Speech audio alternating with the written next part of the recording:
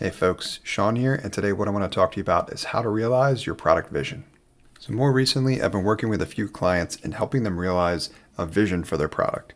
Now, there's a number of variables here. There's vision statements, there's mission statements. I want to talk about subtle difference between the two of those, and those can be set at the organization level. They can also be set for your product. Now, the way I typically like to see it done is setting the vision statement for the organization and a mission statement for the product. And I like the two to support one another. As in, if you are making progress towards the mission for your product, that should support the vision for your organization. That's the way I like to see them connected.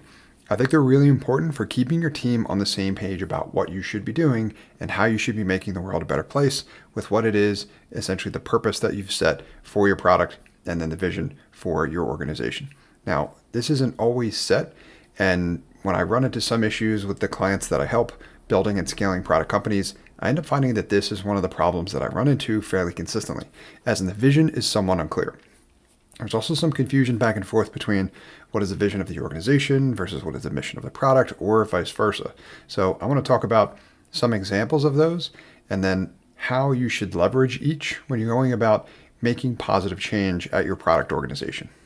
To help with my research on this topic, I've had a number of conversations with ChatGPT, which has been very helpful. I've been incorporating that more and more into my routine. I'd encourage you to do the same. But as part of that, I started focusing on some of the largest, more popular organizations out there that are relatively well known, like Google and Microsoft. And I started researching both their vision, mission statements for both the organization and their products. As such, I want to describe kind of each for you as an example, which should help you figure out what yours should be for your product. And then I want to talk about how you should ultimately realize progress towards them. Because it's not just important to have them, it's important to understand how to leverage them and how to realize them and when they should come into play when you're going about trying to improve your product and succeed at your organization. So when I looked up for Google how it would define essentially Google's vision statement, the example that I came back with is create a world where every person has access to the information and the opportunities they need to succeed. So that's the vision statement. And if you realize from that example, it's a pretty lofty goal, right? And it's one that isn't necessarily all that obtainable. Like we might want to cure world hunger or end homelessness or something like that. These are characteristics, I would say, of a solid vision statement, as in it may not be something that is easily achievable, but it is a lofty but a monumental goal if it's something that you can achieve. So it's a future state that you want to desire to make progress towards. I know Lexus at one point had the passionate pursuit of perfection, right? So if you think about that or you're breaking that one down, Lexus may be desiring to build the perfect car. Are they ever going to build a perfect car? Probably not. How would we even know if someone had built a perfect car, right? But I like the idea and the concept of that being the goal, right? If you're trying to achieve or you have the passionate pursuit of perfection in mind at all times in the work that you do, then that means that if you come anywhere near that, you're probably going to produce some pretty impressive results. Now, that's the vision statement. Now, I recommend a vision statement being set largely at the organization level. And I think the members of your organization should understand what that is and then be willing to support it, right? It should be something that makes sense, and much of the work, if not all of the work that you do at your organization to support progress towards that vision. So at the same time, I wanted to dive a little bit deeper and specifically talk about an example of what might be a mission statement. But mission statement, I would recommend kind of being set at that product level. So not necessarily the organization, but again, at the product. So, and then the product in particular, I'm going to share with you, since I shared that as the vision statement, is Google Search. So from the search engine. The mission, I would say, for the Google Search product, as I found in the research that I did, is to provide the most relevant and useful information to users, right? There are different variations of that, but you kind of get the idea there, right? And what I find particularly helpful about the mission statement set at a particular product level is it is more specific to what you're doing in managing that product. And if you are continuously making that product better, it should enable you to continuously fulfill that mission.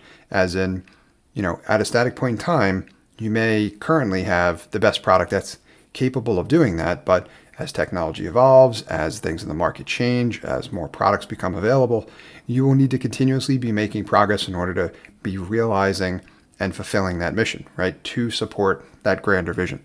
Now, that's some examples of each. What I want to talk to you about as well too is how to leverage these in the work that you're doing with your team on a daily basis, how that can help clear up confusion, and what it looks like when you're able to achieve those results. So having a vision and mission statement for both your organization and your product will be critical for ensuring that your team remains on the same page as you're trying to make your product better and enable your organization to become more successful. If you don't have those, you're likely to introduce additional confusion into what it is you're doing on a daily basis and the progress that you're trying to build towards in the long term. So if you haven't set these, set them, but set them as a team. It should be a collaborative effort because you want to ensure that your team can get inspired and get behind both of these concepts as well too. If you have set them, reevaluate them and make sure that your team understands and believes in them, because if they don't, it's going to introduce additional confusion, right? Just because you've set a vision or mission statement doesn't mean that your team has acknowledged the fact that that is valid and legitimate in terms of what your organization is actually doing and what your product actually is. Without these, a lot of that confusion can be introduced. That's what it looks like when you don't have them and you don't have consistency of agreement amongst what you've set them at. And that can really lead to a ton of problems in trying to make progress for your product and ultimately your organization. Now, when you have set these and it is working, what you will see an operation that works very well together. As in, there isn't a ton of confusion. There isn't confusion around role clarity, who's doing what. Everyone knows their role. They're supporting the larger effort. They're supporting each other's team members, and we're all making progress collectively. As such, with some of the clients that I've worked with before who either haven't had these or they have had them, but they've not been particularly well aligned, that's one of the things that I help them with. I help get those back aligned with what they should be so that the team can be inspired by them, rally around them, and then we can start making progress towards them. So if you haven't invested in this as an exercise as a team, it's certainly well worth it. It might just clear up any of the confusion that you may be having from anywhere from the product development process to user research to customer discovery. It's going to help you with all of that because the mission and the vision should be clear for your team. Hey folks, Sean here. Thanks for watching my content. I hope you got value out of it. If you did, please consider liking this video and subscribing to the channel so you can be notified when more content like this becomes available. And my question for you, which I'd love for you to answer in the comment section, is how would you define the specific purpose of a vision and a mission statement and its level of importance for success for your product and your company?